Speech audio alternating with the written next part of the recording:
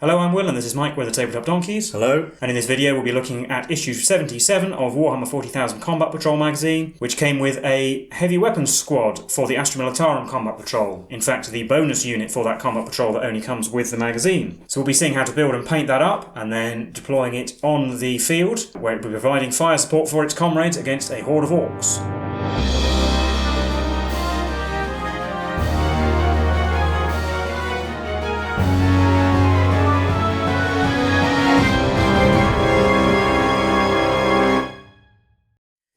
So looking through the magazine, we first have the build guide for the Heavy Weapons Squad. Each team has 5 different heavy weapons available, but unlike the picture shown on the front cover, the Combat Patrol instructions say to build all 3 of them with autocannons, and the parts for those are the ones shown here. There are also slightly different arrangements of the stand depending on which heavy weapon you're actually using, so make sure you get the correct parts for that as well.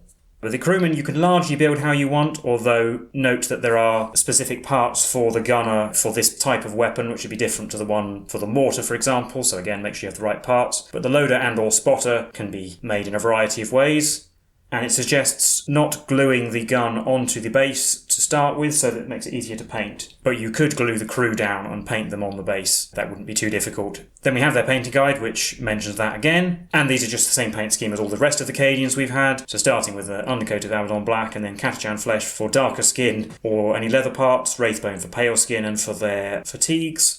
Caliban green for their armour and most of the parts on the guns, Macragge blue for lenses, Retributor armour for the shell casings in the ammo drum on the autocannons, and Leadbelcher for the other parts of the guns, canteens and other metallic components, Corax white for their rank markings, and then we're moving on to shading them, with Reikland flesh shade for the skin and for the shell casings, Agrex earth shade for the fatigues and the leather parts, Nuln oil for the green armour and the metal parts, lenses and insignia and so on, and then highlights Pallid Witch flesh for the skin and the fatigues and their bedrolls, Night Questor flesh for dark skin and the leather, Cargar blue for lenses, Auric flesh for all the green armour and panels on the guns, Stormhost silver for all the metal parts, including the gold shells, Mechanica standard grey for black parts on the guns that you didn't paint any other colour earlier.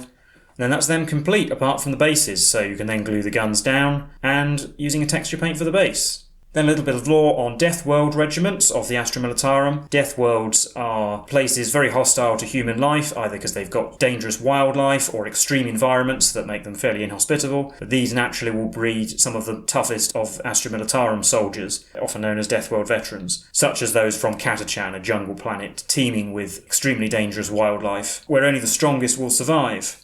And these skills obviously translate well into the Astra Militarum, where these regiments will be particularly effective on worlds with similar hazards and against some of the most dangerous foes of the Imperium. Then we have Part 19 of the Bonds of Honour storyline, Sergeant Ascaton's quest to retrieve his bolt rifle. In the previous instalment they had met a patrol of Astra Militarum, but then they've been attacked by a force of World Eaters, Chaos Space Marines and their cultist followers, and a brutal melee will ensue, in which they even have to face down some of the twisted berserkers of the World Eaters. Finally, the collection article for the Heavy Weapons Squad. These are soldiers who crew various man-portable heavy weapons, usually operating in 2-man teams to provide heavy fire support. So as usual, you can give the squad a background, a unit name, and record when you've built, painted and played with them. And on the back of that page is the datasheet, which Mike will go over before taking us into our game for this episode. So before we get into today's game, we can look at the datasheet for our new Cadian Heavy Weapons Squad. So we've got a 6-inch move, toughness 3, 5 up save, 2 wounds, leadership 7 and OC 2. So it's basically just a Cadian Shock Trooper with 2 wounds because there's 2 of them per model. They've each got an autocannon, which is a 48-inch range. It has the heavy keyword, 2 attacks, hitting on 5, strength 9, AP -1, and damage 3. Each team has a las pistol, which has a 12-inch range, 2 attacks, hitting on 4, strength 3, AP 01 damage. And then they've got close combat weapons, which have 2 attacks, weapon skill 4, strength 3, AP 01 damage, and their ability is covering fire, which means when you use the fire overwatch stratagem with this unit, they hit on unmodified hit rolls of 5, or if they're within 6 inches of one or more friendly platoon units, they hit on 4s instead. Then to include them in Combat Patrol, because this is actually the bonus unit as part of the magazine, which we actually get before we get the complete Combat Patrol. I think that's the only time we get the bonus unit before we completed the regular one. You have to replace one of the Cadian Shock Troops units with the Heavy Weapons team. And then today's mission is covering fire, whether the Heavy Weapons team is providing covering fire for a Cadian assault, attempting to take an Ork position. So in this game, I'll be playing the Orks and we'll be playing the Astra Militarum just for continuity. So we'll need 2 battle mats, we'll see them in a sec, and we'll also be deploying 6 terrain cards. The Astra Militarum player has the Heavy Weapons Squad, 2 units of Cadian Shock Troops and the Command Squad, which must be attached to one of the Shock Troop squads. Facing off against the Orks, you have the War Boss and both units of boys. Now the Astra Militarum player deploys all their units in their deployment zone first, and then the Orks player deploys theirs. They roll it off to decide who takes the first turn. Neither player can take secondary objectives, so we're going to assume that means we could have enhancements and stratagems, and the faction rules as well. But since we haven't been introduced to the Astra Militarum enhancements, we won't use those, but we will use the stratagems. And the game lasts 5 battle rounds, at the end of which, if one or more Astra Militarum models are wholly within the Orks deployment zone, at the end of the 5th battle round, the Astra Militarum player is the winner, otherwise the Orks win. So we've got our 2 battle mats, battle mats 1 and 2. Astra Militarum deploy in the top left and the Orks in the bottom right. Might be a little bit cramped, seeing as you've only got the little corner to go, but we'll have to make do. And then there's just an example of the covering fire being used, so that they hit on 4 pluses rather than 6s if they're near a platoon unit. And then we've got victory outcomes for whether the Astra Militarum make it and are able to lay demo charges and destroy the Ork position, or they fail to do so. And then it gives you some alternate options, so facing the Genestealer cults with the Magus and 2 units of Neophytes, or the Leagues of Votan with the Karl and 2 units of 5 Hearthkin Warriors, or the Chaos Space Marines with the Dark Apostle and 2 units of Legionaries. So we might not do that in this video, but otherwise we'll get the game set up and get straight into it. So here we are set up for covering fire. Got our 6 terrain pieces, line of sight blocking around towards the north of the board, 4 barricades and craters towards the middle and the west and south.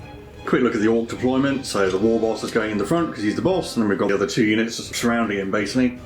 And then looking at the Astra Militarum, so you can see our new Heavy Weapons Squad on the left. And I've got the Command Squad attached to the squad of Shock Troops with the plasma gun and the grenade launcher at the tip of the wedge, as it were, and the other squad is just behind them with the Heavy Weapons team at the back. They've got a 48-inch range, so they don't really need to move in the entire game, which is good because they've got heavy, so they're probably just going to sit there. So we roll off to see who goes first. Double 1. So with a 6, that means the Astra Militarum were going first. So on to Astra Militarum turn 1. So in the command phase I issued Taker Aim to the Heavy Weapons team, giving them +1 ballistic skill. The officers unit advanced but only rolled a 1, whereas the other ones didn't, so they can still shoot a little bit and they got behind some cover. The autocannon team not moving. So we'll start shooting with the autocannon team. They'll shoot the boys closer to the camera, the ones with the power claw and the rocket launcher. I'll spend a CP for go to ground on those boys. And then each autocannon has 2 shots, and these will be hitting on 3s because it's 5+ base, +1 for heavy, and +1 ballistic skill for the order. Well, they still managed to miss 3 times. You know what, I've got a command point I don't need, so I'm going to re-roll one of those 1s. Into a 1. And these are strength 9, but also T5, so we're still only wounding on 3s. 2 wounds, these are -1. 5 ups with the gone to ground. Save 1, saves 1 dead boy. And the shock troops that didn't advance aren't actually in range, so that'll be the end of my turn. On to Orks turn 1. Now first turn for the Orks is going to be simple, we're just going to advance, and the War Boss got a mighty 6, so he's way out ahead of the rest of the boys because he's going to get stuck in first. But when the War Boss does move, I will Overwatch with the Heavy Weapons team, because Overwatch is a 24-inch range and he's the only thing in range. And these are actually hitting on unmodified 4s because they are within 6 inches of a platoon unit, one of the Shock Troops units. 4 hits, and these will be winning on 3s. That's 4 wounds at -1. Well, he does have cover from the crater he ended up in, and began with a 2-up save, so you can go back to it. So he's fine. But yeah, and then there's no assault on any of the Orks weapons, so no shooting. Straight on to Astra Militarum turn 2. Well, with the Orks coming straight at us, we're actually going to have second thoughts about advancing across no man's land. So the officer issued move, move, move to the squad of shock troops that he isn't attached to, and with the extra move they're able to get out from behind the barricade, getting the melter gun in range of the War Boss, crucially. But the other squad, with the command squad, have moved backwards to avoid the War Boss, because it's probably going to declare a war next turn and be in charge range. And of course the heavy weapons won't move. So then in the shooting phase, I'll do the squad with the melter gun. The melter gun will go into the War Boss. Everything else will go into the boys a bit closer, the ones behind him. The flamer will go into the War Boss as well, but we'll do the melter gun, hitting on a 4. No, I'll re-roll that. No. Flamer gets 2 automatic hits, which wound on 5s. No. And then there'll be 7 lasgun shots into the boys, hitting on 4s. 4 hits, wounding on 5s. No. Now the autocannons will shoot the War Boss on 4s. 1 hit, wounds on a 3. Yes. Still a 2-up though. Oh no, takes 3 damage. Finally, the officer's squad will do a supercharged plasma gun and a crack grenade into the war boss, and all the las guns will go into the boys behind him again. Plasma gun on a 4. Nope. Crack grenade on a 4. That hit. Wounds on a 3. Yes. -1, but cover again. He's fine this time. No, it's actually -2, so that's a failure. We'll re-roll that one because he took quite a bit of damage before.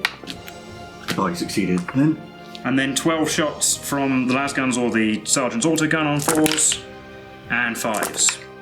3 wounds. I suppose there is one at the back who's got cover, so he's got a 4. So he's fine, and then he's fine, and then he's fine. But once again, that's the end of my turn. So we're on to Orks turn 2. So, showing my inexperience with playing the Orks is you actually have to declare the war at the start of the battle round, so since I didn't do that, I don't get to advance and charge. But then, when the middle squad moved, I'll overwatch them with the heavy weapons team. Thanks to our retreat, we are still within range of a platoon unit, so we're actually hitting on 4s. 2 hits. 3s to wound. 1 wound at -1. Well, the shooter boy somehow ended up in cover, so he'll take the wound. Oh, but he's dead. And it's on to the Ork shooting phase. Start with the war boss. He's going to put his big shooter into the larger squad of guardsmen. 5 shots on 4s. 4 hits. Wounding on 3s. 4 wounds. There are 2 models probably get cover from the barricade that I don't mind if they die. So I'll do the saves on them first on 4s. Failed 1, but a 6 plus feel no pain. No, so one of them is dead. Then a succeeded save and another successful save. The unit of boys, partially in the crater. The rocket launcher will go into the bigger squad, which lost the standard bearer, and then there'll be shooters and sluggers into the other unit. So rocket launcher's D3 shots plus blast. 4. Hitting on 5s. Well, 1 hit. Wounds on a 2. Nope, it was a dud apparently. Then 2 wounds on the squad in the open with sluggers and shooters. So just a 5 plus save. Made 1, failed 1. And the other boys will do the big shooter into the larger squad because it's in rapid fire range, and then all the regular shooters into the squad that's in the open. 1 wound from the big shooter. The model in cover is still in cover and makes his save. And then 2 wounds on the squad in the open. On 5s. 2 dead. And then the war boss will declare a charge on the unit in the open.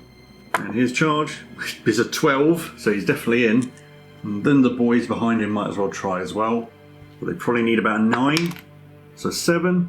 Guess I'll re-roll it because I've got command points. A 9. So 9 is just about enough to get them in, and I might as well do them first because I've got all the attacks. 12 attacks from choppers on 3s. 9 hits, wounding on 3s. It's only 5 wounds, -1 AP though. So 6s. Made 1, but that's 4 dead. And the boss's power claw on 4s. It's 2 hits. Wounds on 2s. Only 1, but it's -2, so that'll kill another one. Now war boss gets to pile in. 4 attacks on 2s, which all hit. And wounding on 2s. 3 wounds, enough to wipe the squad. Right, that'll be the end for Orks turn 2. On to Astra Militarum turn 3. So I suppose I might as well call a war at the start of the 3rd battle round. And then the officer has issued his own squad with move, so they can move 9 inches and still shoot and charge, obviously. Heavy weapons team will stay where they are. And then the officer's squad will put all of their shots into the boys blocking their route to the Ork deployment zone. We won't supercharge the plasmas.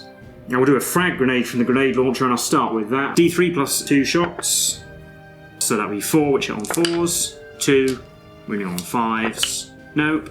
2 plasma gun shots plus the officer's plasma pistol, all on 4s. 1 hit. Wounds on a 3. Yes. 5 up in bomb. Nope, it's a dead Ork. And then 21 shots from las guns, the sergeant's autogun, and the veteran's bolt pistol, because it's all going to be hitting on 4s, wounding on 5s with no AP. 12 hits, wounding on 5s. 3. 5 ups. Failed them all. The autocannons will shoot at the other squad of boys. It'll be 6 shots on 4s. 3 hits, wounding on 3s. 2. 5 ups. Fail both. 2 more dead boys. And then in the charge phase, we will declare a charge from the big squad into the boys in front of them. And they roll a 6. So with their charge and then their pile in, we can get almost all of them into fight. Start with the power sword on 4s. They all miss. Power fist on 4s. 2 hits, and I'm going to re-roll 1, I think. No. So 2 hits, wounding on 3s. 2 wounds at -2. So 5 up in bombs. Failed 2, so that's 2 dead Orks. And 12 close combat weapons on 4s. 2 hits, wounding on 5s. Nope.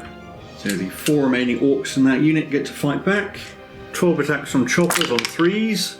7 hits, wounding on 3s. So it's only 4 wounds at -1. 6s. Nope. And 6s again from the medic. 3 dead. 4 attacks on the Nob's big chopper. Gets 3 hits. Wounds on 2s. 3 wounds at -1. 6s again. Nope. And these are 2 damage each, so feel no pain. No. 3 dead. That will be the end of the Astra Militarum turn. On to Orks turn 3. So the boys that are engaged have to take a battle shock test.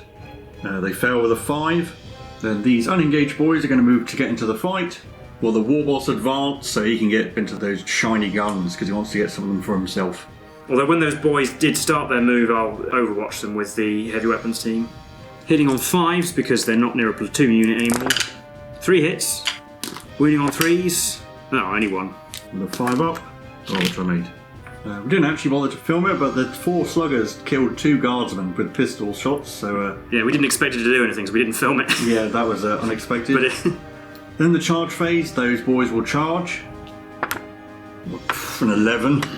And the war boss will charge as well, and he gets a 10. That's insanely good charge rolls. So those boys made it in with their huge charge, as did the war boss. And I'll let the war boss go first. 5 attacks on 2s, because it's still the war. They will hit. Wounded on 2s as well. Only 2 wounds. I guess I'll re-roll one so he don't embarrass himself in front of the boys. Right, that's 3 wounds. That's going to be enough to kill the guardsman because it's monster. yeah, because heavy weapons teams are 2 wounds each, and obviously no save against that big chopper. 20 attacks from all the boys on 3s. 11 hits, wounded on 3s. 9 wounds at -1 AP. Some of this might end up spilling onto the officer, but it'll be 6s to save. Well, I didn't make any. And then 6 plus feel no pains. Made 1, so it's 8 wounds total. That's actually the exact number. Yeah, so that's just enough to wipe out the remaining guardsmen without having to roll for the knob. So that will be an Ork victory. So we'll call it there and recap that game for you now. Well, that was the game for issue 77 of Warhammer 40,000 Combat Patrol magazine. Well, how did you think that went? Pretty badly, to be honest. If your guard are relying on charging into melee against orcs to win a game, then you know that something's gone a bit wrong. In this case, what went wrong was the shooting was just largely awful. If the boys stayed further back and had a bit more shooting, but the fact that they can just charge across the board and not really worry too much about all the las guns makes it rather difficult to know exactly how to approach this. Yeah, it helped that there was some cover in the middle, but I still think you'd really struggle to deal with the war boss. You get lots of lasgun shots, but they really didn't amount to much. I think I did roll well throughout the whole game, but I don't know, maybe if the scenario was the other way around where the orcs had to charge and you got to sit back and shoot, that might not be the most interesting game, but... Yeah, maybe the tactic is just to run the shock troops off in completely opposite directions and hope that one side with the fire support of the heavy weapons team can take out a unit of boys that's sent to stop them. But with the WAR and being able to advance and charge, you can pretty much get the orcs wherever they need to be anyway. Yeah, even 2 or 3 chopper boys would easily deal with a squad of guardsmen, I think. I guess it is a reasonably good showcase of the heavy weapons team, but I think it doesn't really make them seem that good. No, well, admittedly their rolling wasn't great anyway. You obviously can get them up to 3s to hit with an order, which is good, so just like the Field Ordnance Battery, orders make them more efficient, and the -1 AP 3 damage autocannons are going to be good against some of the more lightly armoured, tougher things. They're going to be excellent against aberrants, for example, or actually the Ork vehicles, because their save is not brilliant, but against the 2+ save war boss, especially if he's in cover, it's not really a massive threat. By the time you've got down to hits and wounds, it's probably going to be only a couple. They'll certainly do plenty of damage to light infantry, or even medium infantry like the Votan Hearthkin Warriors, for example, but they're only having 2 shots each means that you're not going to completely decimate a squad with 1 round of shooting. Yeah, autocannons do fill a bit of a niche in that they are high strength, high damage, but low AP, so that kind of makes them only really good against light vehicles. I mean, they do enough damage to kill a Terminator with 1 shot, so if you get some Terminators out in the open, they could be reasonably dangerous, but it's not always going to happen. Yeah, if your opponent doesn't have a command point to reroll, you might get a lucky save through, and what they obviously are good at is hitting better in Overwatch, and obviously if they're near some shock troops, they'll be hitting on 4s. Overwatch is always a bit of a gamble, but when they're actually hitting on roughly their normal ballistic skill, it actually just ends up being effectively a free shooting phase, which will start to add up if they're constantly shooting at the same target, for example. Yeah, although they do replace a unit unit of shock troops, which leaves you with just one. So to get the most of that, you probably need them to be following the unit around and just accept that they're going to be hitting on 5s whenever they move. Because otherwise I think they might make the guard a bit too static, because you've already got the artillery pieces which aren't going to be moving. And they're not any tougher than guardsmen. They have 2 wounds per model. Yeah, the Orks are not a shooty army, so it's not so much of a danger. But against anything with even a small amount of shooting... Even a squad of 5 Chaos Marines with bolt guns will deal with a... Yeah, or the various heavy bolters scattered around in the other combat patrols. 2 damage each with a -1 AP, or just take out a heavy weapon scene with each shot. Now, and of course they are the bonus unit for the Astra Militarum Patrol, and it is a bit strange that we get them before we get the... Yeah, I guess because the Sentinel's the big thing, and it's also the end of this block of issues, and they wanted to have something big. Yeah, so actually we won't be able to see the full patrol in action for a little while yet. And once again, they're really good models. They are just more of the same range of Cadians that are dynamic and interesting. Yeah, there's definitely plenty of options, different heads and poses and so on, your 3 gunners, and you can have las cannons, mortars, heavy bolters and missile launchers. You only get 3 weapon stands, so I think magnetising it all would be fairly difficult, because obviously the mortar only uses 2 legs and has like a base plate, and obviously it's also reasonably good value for money, because you're probably like £35 for a unit of 3. With obviously getting with the magazine for £10, it's probably one of the best savings of the whole collection. Yes, because it comes over 1 issue. So yeah, actually, if you wanted lots of heavy weapon scenes, this would be the issue to get. But otherwise, I don't think there's too much more to say about this game or this issue. Although, leave any comments if you did play through this, how it went. We've been the Tabletop Donkeys, and we'll see you in the next one. Bye for now.